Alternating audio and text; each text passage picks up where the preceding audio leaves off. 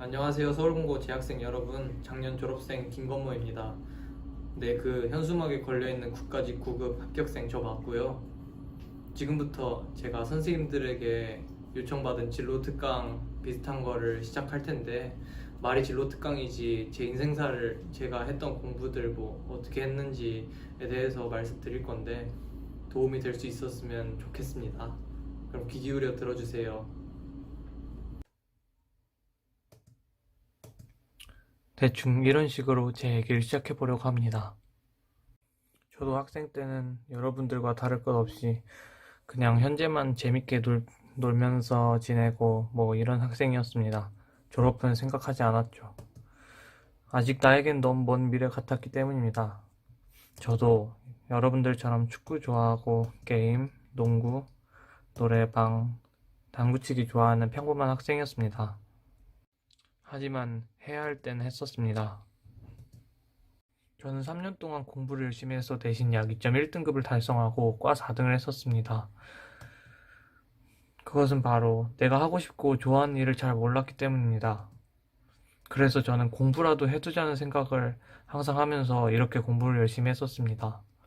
준비라도 해놓자는 마인드였습니다. 나중에 어떤 기회가 오더라도 꿀리지 않을 만큼 말이죠. 그 기회가 고등학교 2학년 겨울방학 직전에 찾아오게 되었습니다.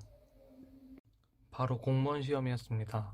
그런데 저에게 익숙했던 서울시 공무원이 아닌 바로 지역인재 9급 국가직 공무원 시험이었습니다. 이 시험 과목은 국어, 영어, 한국사로 이루어져 있었습니다. 서울시 공무원 임용 공고는 3, 4월에 떴고요. 저는 여기서 생각을 굉장히 많이 했습니다.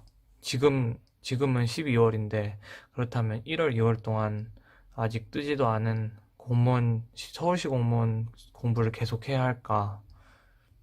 아니면은 지금 좀 힘들더라도 국어, 영어, 한국사 쪽으로 해볼까? 굉장히 고민을 많이 했었습니다. 제가 시작부터 겁을 먹었던 이유는 이 시험에 합격했던 선배들은 아무도 없었고 6년 동안, 그리고 서울시 공무원 준비반은 있었지만 국가직 공무원 방과후반, 동아리 이런 건 아무것도 없었습니다. 그리고 무엇보다도 구급공채 공무원 필기시험 수준의 난이도로 문제가 출제된다고 명시되어 있었습니다.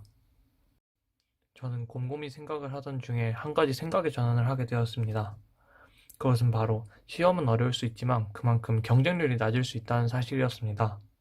시험 문제가 국가직 9급 공무원 수준으로 출제된다는 것을 듣고 지레 겁을 먹는 학생들이 저뿐만이 아닐 거라는 생각이 들었습니다. 그래서 비교적 친숙한 전공 과목을 시험 치기 위해 서울시 공무원으로 응시를 할 수 있다는 생각이 들었죠. 실제로 지역인재 9급 경쟁률은 약 4.5대 1이었지만 서울시 9급 경쟁률은 약 13.5대 1이었습니다. 엄청난 차이를 보이게 되었죠. 이 생각의 전환은 제가 긍정적인 마인드를 갖게 되는데 상당히 큰 작용을 하였고, 저는 당장 1월 초부터 국가직 공무원 시험 준비에 돌입했습니다. 물론 준비 과정은 쉽진 않았습니다. 이제 제 공부 얘기로 넘어가 보겠습니다. 저는 겨울방학 1월 초부터 지역인재 인강을 사서 듣게 되었습니다. 독서실에서 하루에 4강의씩 매일 들었습니다. 물론 일요일 제외하고요. 복습 2시간 필수였습니다. 그러다 보니 하루 최소 6시간 공부를 하게 되었습니다. 내용에 따라 7시간, 8시간까지 길어지기도 했고요. 그렇게 1월, 2월을 꼬박하니 강의 180강을 다 듣게 되었습니다. 3월부터는 문제풀이와 복습, 암기를 꾸준히 반복적으로 했습니다. 7월부터는 심화 문제와 모의고사, 기출문제를 계속 돌리게 되었죠. 이렇게 공부하니 좋은 결과를 얻을 수 있게 되었습니다. 저만의 공부 팁도 같이 말씀드리겠습니다. 첫 번째는 마음이 맞는 친구들과 같이 하면 좋습니다. 친구들과 같이 하게 되면 동기부여도 서로서로 되고 그렇게 외롭지도 않습니다. 두 번째는 자신만의 스트레스 해소 방법을 찾는 것입니다. 공부하면서 스트레스를 받지 않을 수 없습니다. 그때그때마다 그 스트레스에 그렇게 잠식되는 것이 아니라 운동, 음악, 게임 등의 취미생활을 발견해서 자신의 스트레스를 그때그때 날려버리시는 게 좋습니다. 세 번째는 타이머를 놓고 공부하는 것입니다. 이것은 순수 공부 시간을 측정하기 위해서입니다. 할 거 다 하고 쉴 거 다 쉬고 6시간을 채우는 거 그거 아무 의미 없습니다. 오늘 순수하게 6시간을 채우고 오늘은 5시간 30분밖에 못했네. 이런 타이머를 보면서 내일의 공부를 위한 동기부여가 되기도 합니다. 마지막으로 여러분들에게 해드리고 싶은 말을 하겠습니다. 두 가지가 있는데 하나는 하고 싶은 것이 있다면 정말 열심히 열정적으로 했으면 좋겠습니다.